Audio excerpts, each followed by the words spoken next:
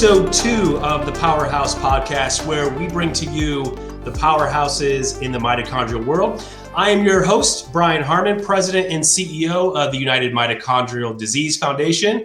And I'm joined today by my co-host, Dr. Phil Yeske. Phil, how are you? Well, thank you. Thank you for having me on, Brian. Well, I'm really excited for episode 2 here. When we were conceptualizing the Powerhouse podcast, I remember giving some examples to you of some folks I was looking for. Right. And Phil, of course, doesn't disappoint and goes and finds me a really great guest today.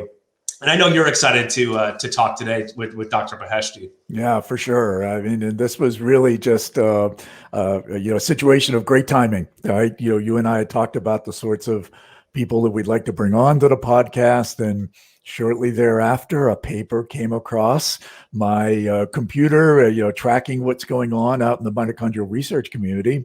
And sure enough, it had a NASA focus and space focus to it. And from there, a couple conversations later, here we are, right? Awesome. Well, without further ado, I want to bring in our guest today. He is a bioinformatician. I think I got it out right there. Visiting researcher at the Broad Institute and co-president of the COVID-19 International Research Team, Dr. Afshin Beheshti. Dr. Beheshti, thanks so much for joining us today on the Powerhouse podcast. No, thanks for having me. It's pretty exciting to be here. Well, listen, full disclosure, I'm going to let you guys probably geek out a lot more. You can see Dr. Phil's even got some of his space gear behind him. Yeah, I did. I had things out back there. Yeah, I am of a certain age, that the Apollo missions, really left an impression on me, as a child. And I'm really excited about now both the public and the private efforts, right, to really invigorate space travel. So, yeah, looking forward to the conversation. Well, we're going to take this conversation in many different directions today because there's so much exciting things to talk about. But first, Afshin, what's really important to me is I've gotten to meet some of the rock stars in this space. I'm always just so curious about their journey into science. And I'd love for you to take us back to kick us off a little bit about your own journey, like how you got interested in science to begin with. Yeah, sure. Well, I have a unique and interesting. I guess it might inspire hopefully some younger generation people to go in science with my background. So, I've always, back, growing up, I always wanted to be a scientist. So that was kind of a no-brainer for me to become a scientist. But when I started my studies as an undergraduate at University of Minnesota, I was studying physics, specifically high energy physics. So, a little bit to do with space, but not too much. It's a little, the field is pretty much. It's complex, and some of it's out there for some people. But then once I switched over to graduate school, I started being interested in biology in that aspect. So then I said, oh, maybe start looking into biophysics. So that's when I, during my graduate work, in my PhD when I was at Florida State University, I started looking at biophysics. But a physicist, as maybe a lot of physicists, hopefully someone who are listening here might tell you, is that we try to simplify things. So the classical joke for a physicist is, how do you assume a volume of a horse or a cow, depending on who you are, where you are, and we assume it's a sphere. Who cares about the little tidbits there? We want to simplify things as much as possible to make the models and our predictions as easy as possible. So that's how my approach was, going into biophysics in a sense.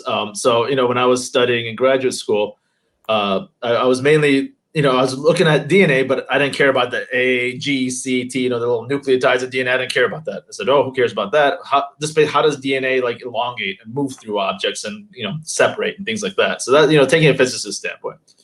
So after my graduate work, then I was like, well, maybe I should go more into biology, just thinking about different things to work on. So that's when I made a complete switch over to biology. And when I did my first postdoc, I was working on microbiology. So I was specifically working on oral bacteria.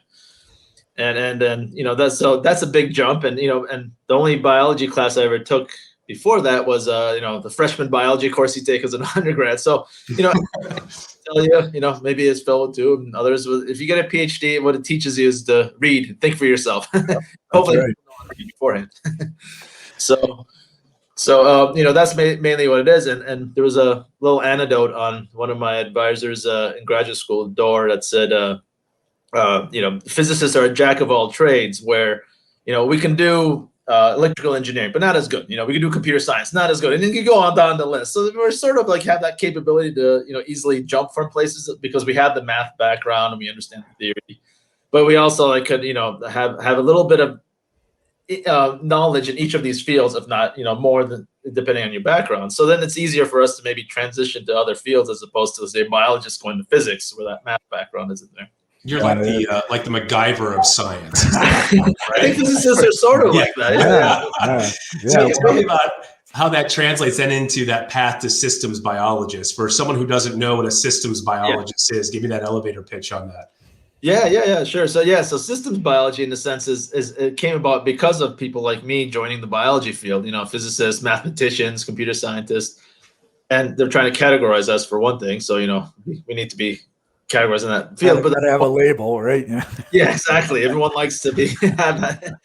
But the other part is also, a systems biology viewpoint is one thing is a technique. So you use the idea is that you use not only computational techniques, but then you for predictions, mathematical techniques for predictions, but you also incorporate the biology into it.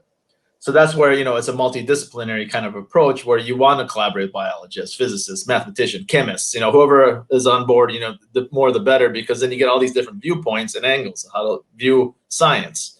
And, as I say, for cancer biology, for example, or mitochondrial diseases, biologists have been working on them for years by themselves. But I think when things started switching around is when systems biology came into play, and then people started realizing, we need to collaborate with other viewpoints like mathematicians or physicists to actually bring a whole new world into it. And then the field started advancing a little quicker that way. That's how bioinformatics evolved, right? Because there was a lot of computer scientists or mathematicians or physicists like me jumping in saying, why don't we big data as a whole? And the last part of systems biology is like you kind of take a top-down approach where you need both aspects where classically a biologist will look at start with a molecule or a gene or a protein and then expand the network that way, how this might impact this various pathways above that. But a systems biologist kind of looks at the whole circuit in a sense. So let's say with mitochondrial diseases, they think it's a circuit board in the sense where if that circuit board starts malfunctioning, this is where the mitochondrial disease will become more prevalent. So then, as a systems biologist, we look at that entire circuit board and then relate all the, let's say, in the sense the resistors will be genes and proteins on there and things like that. And you relate everything together that way within that network. And then you'll be able to potentially like knock out an entire network, which would be related to that disease as opposed to start with one molecule at a time, which is a more laborious process. But I mean, you need both things because without the, biologists looking at the single approach, you won't have these pathways and big networks and ideas how to relate things. So it's really cross collaboration is really critical to success, right? In modern science. So maybe that brings us to NASA, right? And just NASA as an agency, I think most people think of it as, okay, they shoot off rockets and take people into space, but it's really a research organization too, right? There's a lot of research that's done in the context of NASA. Maybe you can just, talk a little bit about that. NASA as an organization and the importance of research as it relates to space travel. Yeah, sure. So, I mean, my first dive into NASA was my second postdoc where I did join a systems biology lab. My the mentor back then was Lynn Halacki, her name was, but she was a physicist like me. So there's, for research, like a lot of people don't know. Of course, people know NASA building rockets. That's a really important part, right? Building rockets, the hardware needed, satellites. That's back there. But yeah, exactly. The thing behind it. That big. Hold on. Where is my exactly? There you go. And all the new fancy rockets, that are being designed now by SpaceX and all those companies. But without humans in space, these rockets and robotics might be good, but we don't have the human aspect where you can actually then which is important for space exploration to actually see that observational point of a human. So to do that, like when you go in space, they're exposed to lots of harsh environment that on Earth we're not. For example, there's no gravity, microgravity, right? So then you get like bone loss and diseases happening that way with the muscle generation. And then there's also the space radiation, where when you leave the Earth's orbit, like where the International Space Station is in the low Earth orbit. So that's where the magnetosphere, on the Earth, the Van Allen belt, kind of reduces the more heavier ions that are traveling in space that might impact someone, but you still get exposed to the space radiation that you don't get exposed to on Earth. So then, when you go to deep space, let's say the next mission to Mars or the, going to the moon where NASA's thinking of going, humans then will be exposed to these deep space radiation where that's related to like heavy ions that were like from a supernova from long distance away. They travel through through space at a really fast rate. And then and shielding on a space station or a space shuttle will not actually protect you. It'll just go through you and cause damage. So the important aspect now is like, how do you make it safe for human to travel? Because you could imagine all these effects of microgravity and space radiation could be an onset of different diseases. So, and there's a whole list of health risks that we know, that occur that NASA has, listed on their site saying, this is a real concern. So we need to do the research, and there's tons of research out there that NASA is interested in. For example, cancer, onset after you get advanced cancer impact, cardiovascular disease, central nervous system issues, motor skills, and so on. There's a whole slew of diseases that will be occurring on space that's not on Earth, but they're related at the same time too. So then that's where all the research money goes to, where make it safe for astronauts that are going to, let's say, go to the moon, the next mission that's at Artemis, and mission after that to Mars, because then the other aspect is, social distancing and isolation. Because, right now in the space station, an astronaut could be there and within 24 hours or 6 hours, they could be back on Earth at anything. So it's good. They have that safety net. But if you go to Mars, there's no one there. It's going to take you to come back. Months and months. Yep. So how is that? Help me understand. So that research is being done on the space station, but also here on Earth as well too. Like, right. How are those conditions replicated? I'm just curious if the way you describe this, and it truly is otherworldly. So I'm trying to understand, how is that done here on Earth? Yeah. So as you mentioned, is that in the space station, there's we send mice up there and cells and things like that, and then the astronauts do experiments, send things back down. So that makes sense. It's in that space environment. Mm-hmm.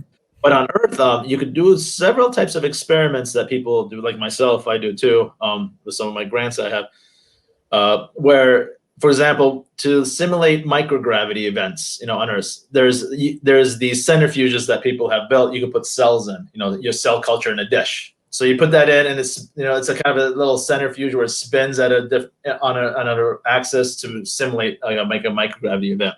So that's kind of an in vitro kind of cell environment experiment that you can do. The rodent experiments that they do is they call them the hind limb suspension, where either a rat or a mouse, you can suspend them by the tail for a few weeks on end. And what that does is it's basically suspending the mouse by the tail, so then the back leg kind of simulates the unloading of the muscle, because they don't use it for 2 weeks. Imagine if you're suspended if you had a tail. Right. Your muscles start wasting away in your legs. So that's kind of the simulated microgravity event for rodent models we have.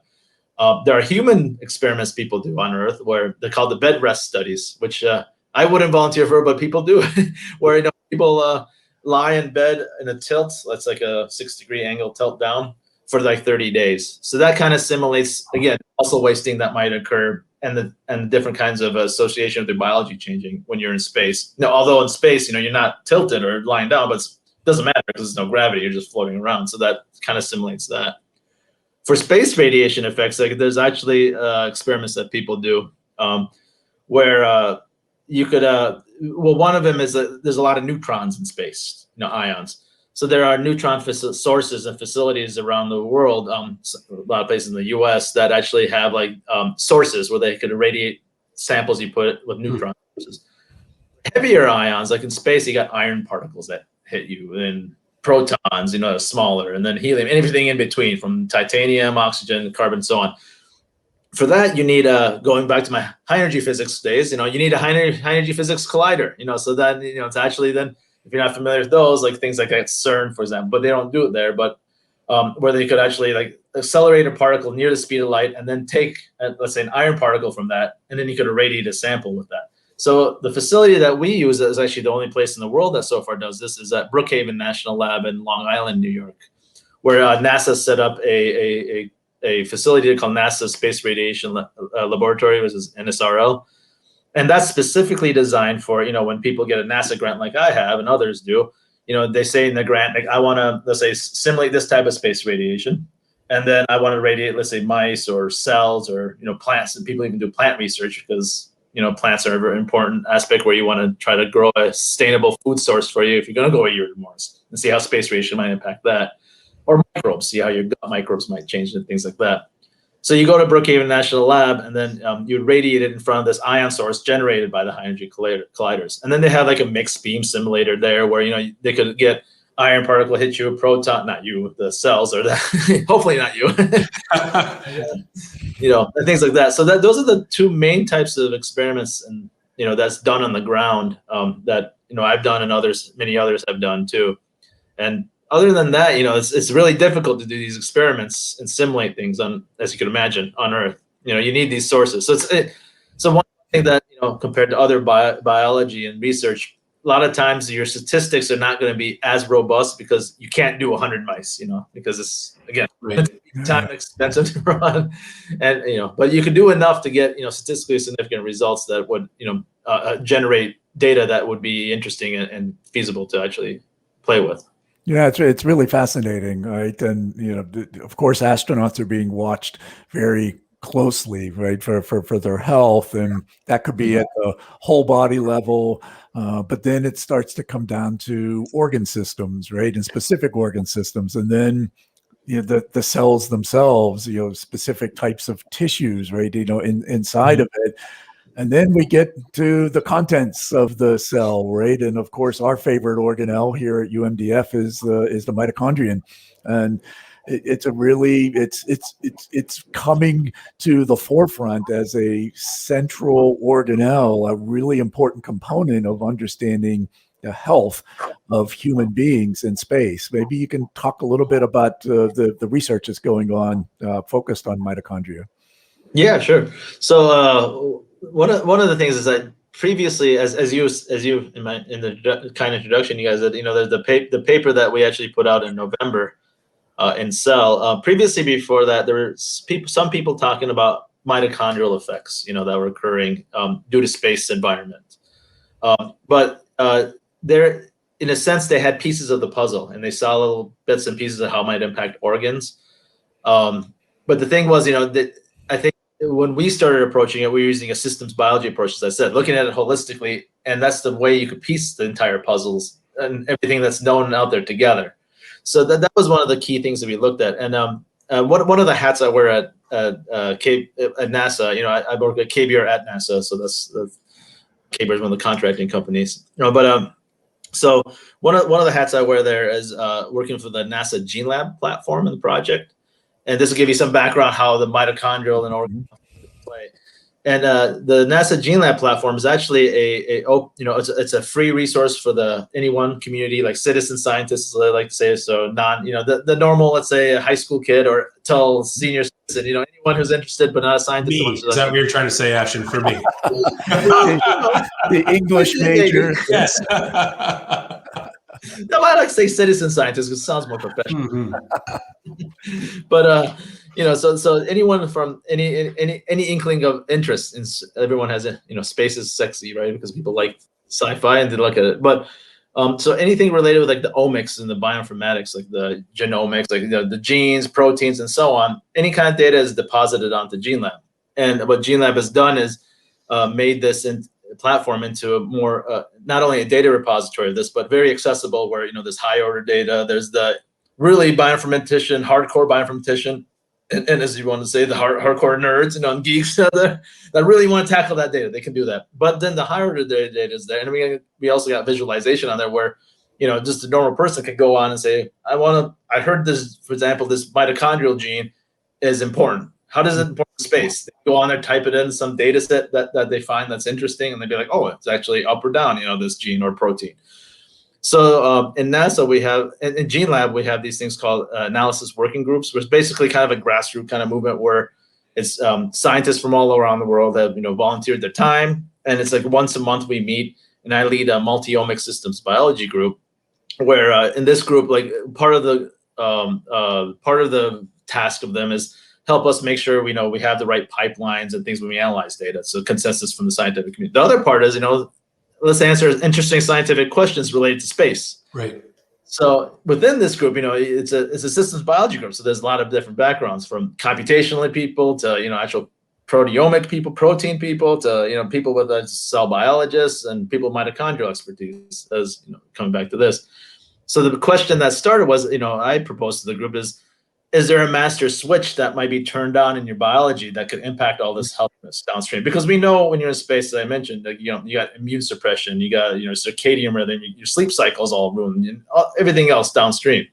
Could there be something above that we're missing? And mitochondrial seems like a pretty obvious answer, but back then, I was thinking mitochondria. Yeah, it's just a hypothesis, right?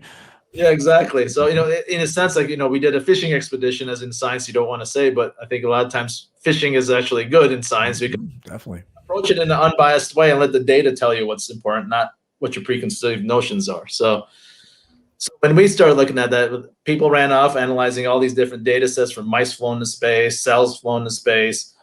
And then what we came back from, like, they're looking at the proteins, the metabolites, the gene level, that mitochondrial kept popping up as a key pathway being regulated. And then we looked at also, using systems biology, not only one organ, but all organs, like, because when the mice are flown to the ISS, you can imagine that's a valuable resource. So they save everything, every organ, like liver, eyes, everything you can imagine, and then sequence them just to make sure, we got the whole data. So when you mine everything, so one of the interesting aspects was we started piecing it together is that, like, in the liver, you could, mitochondrial makes sense, the pathways that pop up, right, as everyone would know here.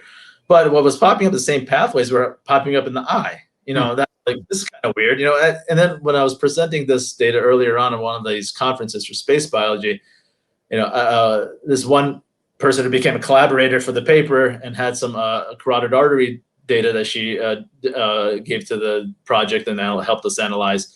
She's like, oh, I thought that was just noise. I couldn't understand why that pathway kept popping up being key. And it's interesting then because it's related to the mitochondrial pathways driven. Because as we started evolving this paper and getting it out and understanding what's happening, is that in some organs, the mitochondrial pathways might be going, let's say, being inhibited. Like, for example, in the muscles, when the muscles generate, as we all know, mitochondrial suppression happens. Right. But like in the liver, that was being upregulated, overcompensating for that factor.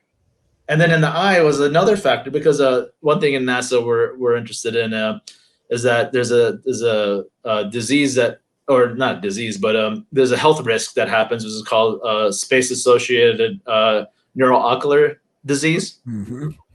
Or space-associated neuroocular syndrome. Sorry, SANS, not disease at the end. Yeah. So that's where they've noticed that the SANS event in the eyes would cause astronauts to come back with their vision actually reduced. Some of them recover, some of them don't, and they're thinking, well, it could be because when you're in microgravity, there's pressure in your eye, your edema starts, flattening after a while. But what we're showing is that might not be the case. That might be the optic nerve, right? If full exactly. Right. Yeah, and mitochondrial impacts that.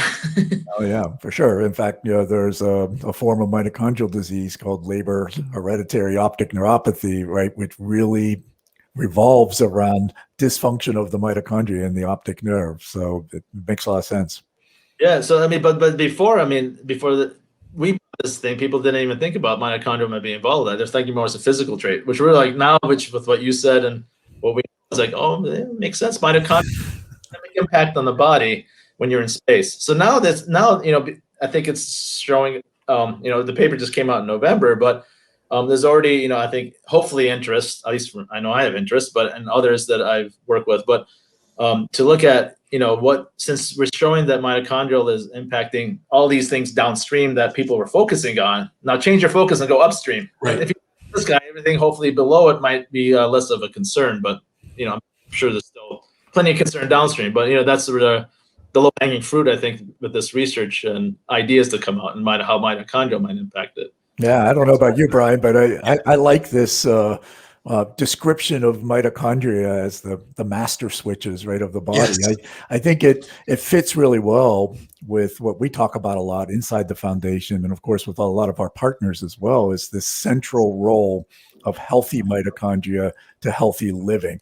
Right? You don't even have to, you don't have to be an astronaut. You don't have to be in space, right, to be concerned about how your mitochondria function. And it's really this multi-systemic approach, right, that's building out the case for the more you can do to keep your mitochondria healthy, the more likely you'll live a healthier life. That was part of my follow-up, is trying to start to connect the dots to the families who are on a mitochondrial disease journey. So as I think about, on a grand scale, I don't want to put words in NASA's mouth, but what I'm hearing is a major goal of NASA is to sustain life in deep space, right? Or on the moon or Mars and beyond, as you described earlier. And then as you talked about, understanding mitochondrial function, mitochondrial health, as Dr. Yeske is explaining here. And I'm hoping you might help us connect, what should excite families who are on the mitochondrial disease journey on this research? Like, what kind of dots can we connect from what you're learning, what you're studying, and families who are facing this grind of the disease itself? Mm-hmm. Yeah, no, that's an important point, because that's always a question that some people might ask. All this money and research going on to do space exploration, which is important, because I think that's another aspect of science that people should explore. But how does that help us, on Earth, the terrestrial health diseases? And there's always really good benefits, I think, of space biology type research. One thing is, from this work we did, we also had human data. Like, we had the largest set of astronaut data, which were related back to the human clinical aspect, because we had physiological data from people on the paper, collaborators from around paper. Scott Smith was one of them, Brian Crucian from Johnson Space Center, where they collected, they've been collecting the past decades, astronaut physiological data from shuttle missions. So anything you really want. So when we have a list of physiological data that we said could possibly be either impacted, inhibited, or being, for example, your cholesterol levels or your vitamin D levels, that are related to mitochondria. They sent that to us, and it was confirmed in humans that this is in the astronauts, that indeed the levels we predicted to be from the mice data and the cell data is being regulated like that. We also had through Chris Mason, who's the principal investigator on the twin study data. I'm sure you've heard of the twin study. Scott Kelly, who was gone for the year the longest, and Mark Kelly, his brother, who was an astronaut but was on the ground at the time. They took everything known that they can from them, poked them, and prodded them to be to get all the data they can from these two unique data generating astronauts that were out there. So and indeed, but then it's an N of 1. You got to take that always a grain of salt, right?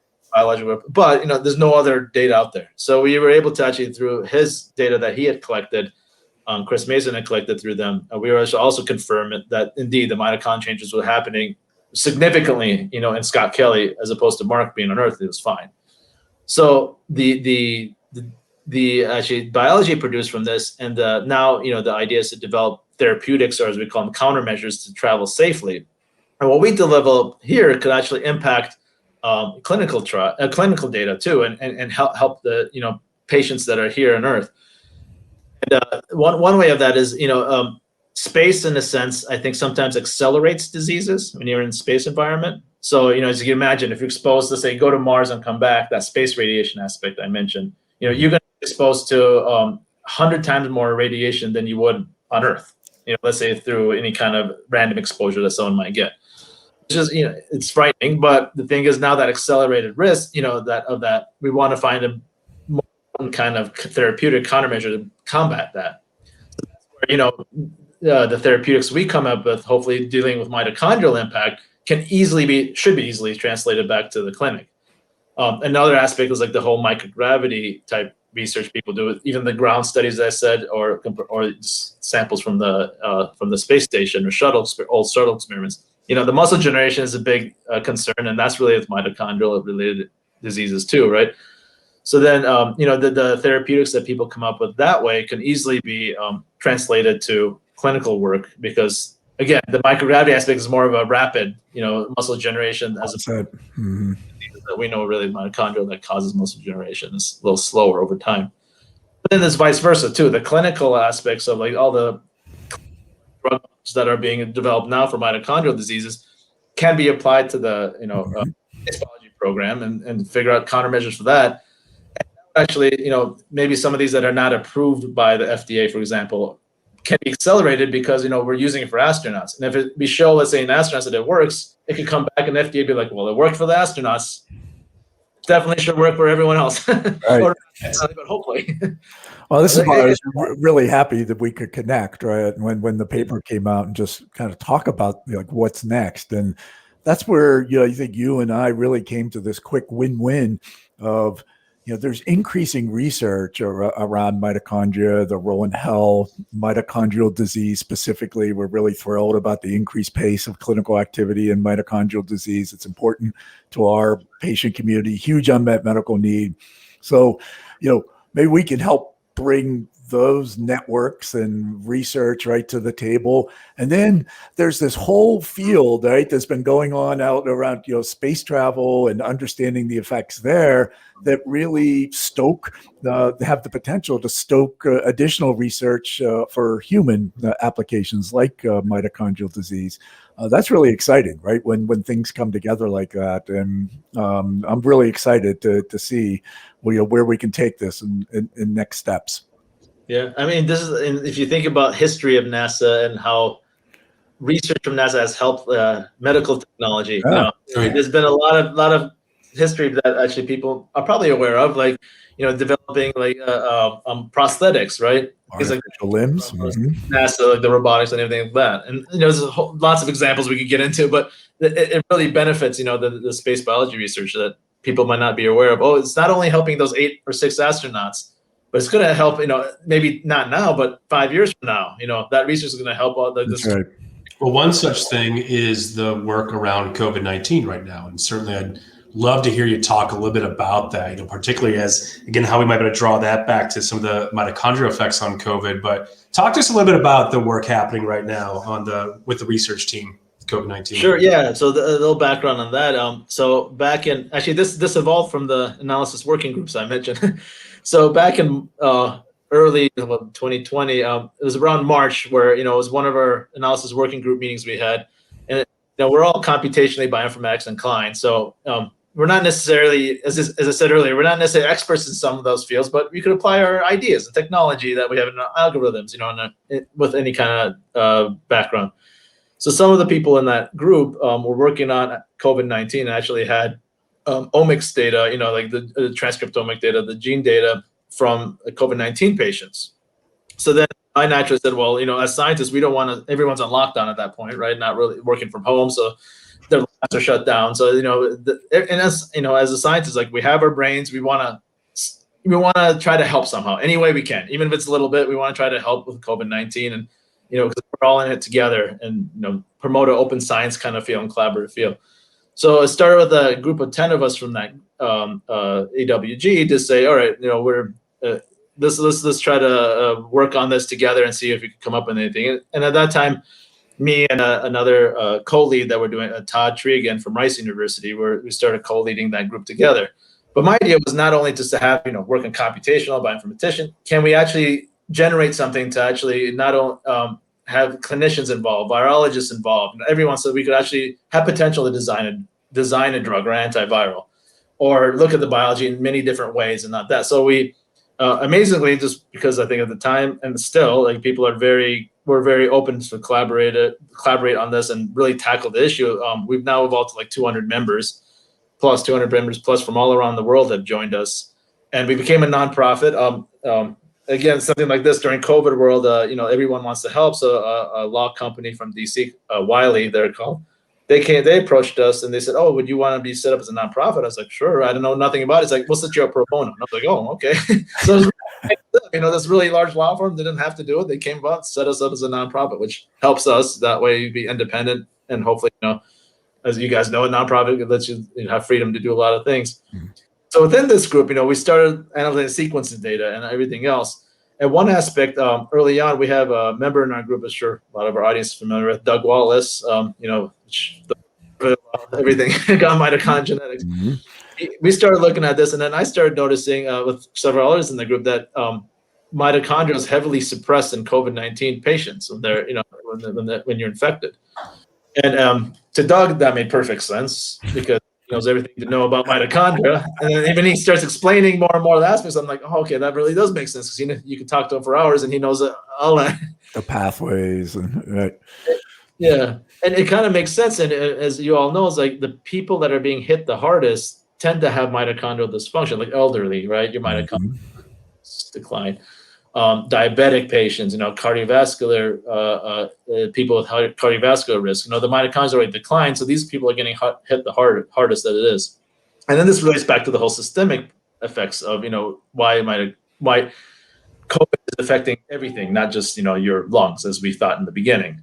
So now we know, it's more, I would call it more of a cardiovascular type disease, where indeed mitochondrial is a big part and factor in that, and we have now, we're getting our paper ready to hopefully submit in next probably a couple of weeks. As you know, papers take a while.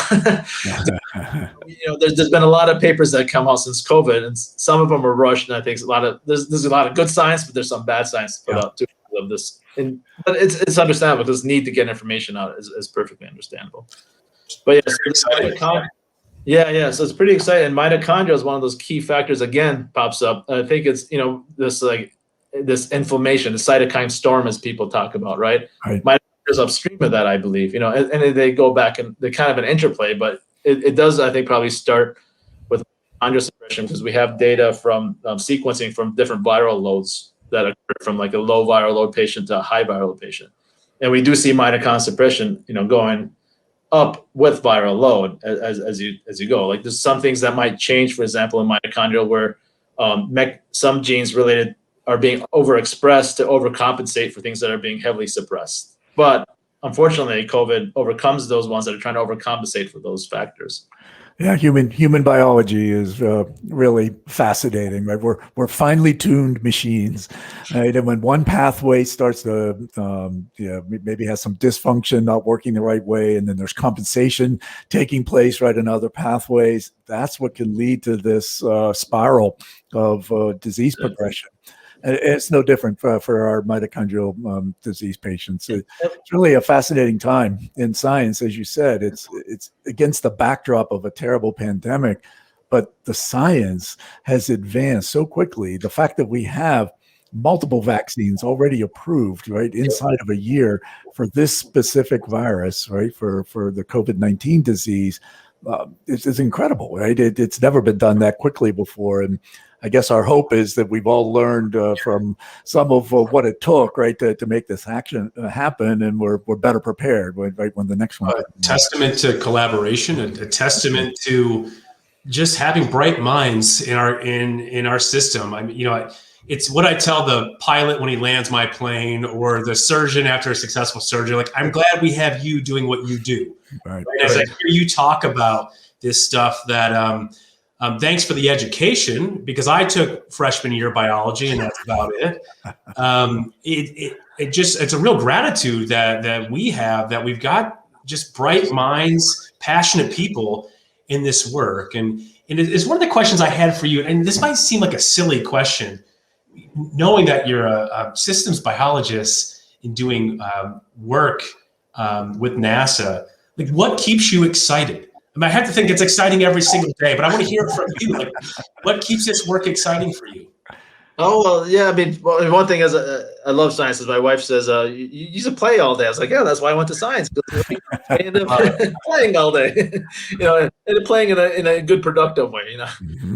I think part of it is, one thing that keeps me excited about science is that because there's, as Phil probably says too, there's so many things unknown, and when they come up with something that we did in space biology that you would think space biology has been researched a lot in the past decade or two, but there's always something new and exciting that's going to pop up because, as you said, biology is very complex, and we're trying to understand it. Even though there's been decades of research, there's still so much. That's one reason I switched from physics to biology, because physics, they're still unknown, but there's like hard truths in physics, like gravity, the forces of nature, that the fundamental forces that occur. But in biology, like what we learned 20 years ago is a lot of it's outdated and wrong. So, right. What the other exciting part is, as you brought up, is that the COVID is really pushing forward too. the unfortunate part of COVID, this is a bad disease, but the fortunate part is showing that we need large collaborations, and that's sort of how I've approached science by myself. As I went along, where that the mitochondrial space biology paper, there's like 30 authors on there. That's the only way we could actually come up to that, because I couldn't do it myself. But we need a large collaborative open science kind of platform like this to actually work together and push it forward. So, that's the other exciting part: meeting new scientists and constantly exchanging ideas, pushing that forward, because then it really accelerates people's ideas and ways to push forward. And like, for example, the COVID group, one aspect I work on is microRNAs, the little tiny fragmented microRNAs that do a lot of impact on not only, general biology, but they also impact mitochondrial too.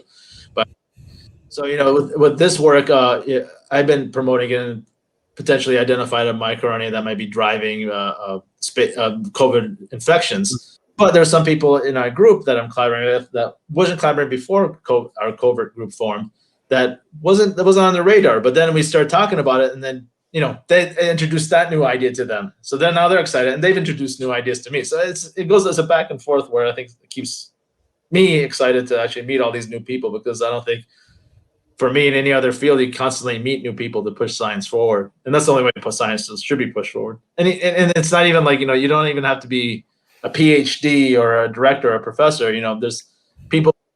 Actually, one inspiring person in our group is actually not a scientist at all. I call him a citizen scientist. When COVID started for him, he was, I think, working at the ferry. He's working at the ferry system in Seattle and Washington area, and he was just COVID scared him, as it should, as everyone else. But he just started reading scientific literature. He went through PubMed, started reading, and then he started coming up with like this kind of review and compiling it all. So he came out to our groups. I had this like nice COVID map of everything. Like, I wonder if you guys just like, yeah, sure, join. We don't discriminate. You don't have to have a science idea. You could be a high school student and you want to join. Because these people that are outside of the field have new, fresh ideas that keep it exciting. You don't have to have a PhD to actually do science. You can tell that keeps you inspired too, right? Yeah, like I can hear the excitement excites us, and I'm curious about that as a way to put a bow on a really great conversation today. Bringing it back to your background here a little bit. The whole point of our podcast here is to find the powerhouses in the mitochondrial world, and we're grateful to have someone like you share with us today. I'm curious from you, the influences in your life, the powerhouses in your life. As you can sense the passion in what you do. So I'm always just curious of what makes people tick as it relates to their own influences. If you're willing to share, I'd love to hear that. Yeah, that's a harder question. Because there's a lot of things that influence you as you go through life. I mean, of course, my parents were always good at encouraging, us me and my older sister to pursue what we like, so that was always the thing. But they always said, if you're going to do something, be the top of your field, don't just do it as passionately as you can, so that was instilled in us growing up. So that was, I guess, obviously, your parents have a lot of influence. So that's one thing. I guess, also probably the teachers, when you go through school, like I remember high school, my senior year, my physics teacher, was noticing that, I was doing pretty well. And he's like, and he encourages, like, if you're doing well, why don't you here's the freshman college book, and you could be outside the class and you'll just learn on your own with me. And I was like, okay. So, that was a way to encourage, hey, advance, that way. And same with like the math and things like that. So I think teachers are always a good inspiration. And even in undergrad, same way, the labs I, worked at as an undergrad, and that taught me a lot and inspired to keep going and then, switching over to systems biology in the lab I was in with Lynn Hladky here in the Boston area. She had a lab called the Cancer Systems Biology Lab, where, that her viewpoint of always pushing out of the box, think out of the box and don't be afraid to be out of the box, because, those are where all the good ideas are, as opposed to staying in the status quo, nothing ever gets changed. So that little tidbits and aspects is all, as a whole kind of brings it together. Yeah, I think every successful person, right, can point to mentors, right, along the journey of learning that, help to reframe, right, the opportunities for you and get you excited, right, about doing something new. And it sounds like it's no different for you. Yeah, exactly. Well, Afshin, you got us excited about the work you're doing today. I'm so grateful that you were able to share just an incredible amount of work. When I just hear you talk, it's like I was going to ask you when you sleep, but I probably know the answer to that too. And in knowing that just these really great connections between the mitochondrial health world, mitochondrial function, and ultimately for many of our patient families who are faced with the disease. We have a motto around UMDF, just kicking down more doors. Like, we're not opening these doors gently, we're just going to kick them down. And it takes real friends and partners out there and really bright people to help move that along. So we're delighted to connect with you today. I'm so grateful for your time. And anything else that you'd like to share? No, I mean, well, one thing is sleep is important for your bioenergetics. So there you go. I want to catch that. Otherwise, I won't have the energy to do the research. Well, thank you so much. Brian, I'll just say, I think we can agree Dr. Beheshti is a mitochondriac, right? We have to give him that title at the end of this. And that means a lot in our community, right? Those are the Doug Wallaces and many others that have really advanced this field just in the last 20, 25 years. And you're making your contributions now. So thank you for that. We really look forward to continuing to hear more about the progress you make. No, I appreciate it. I'm happy to be on anytime and talk to you guys.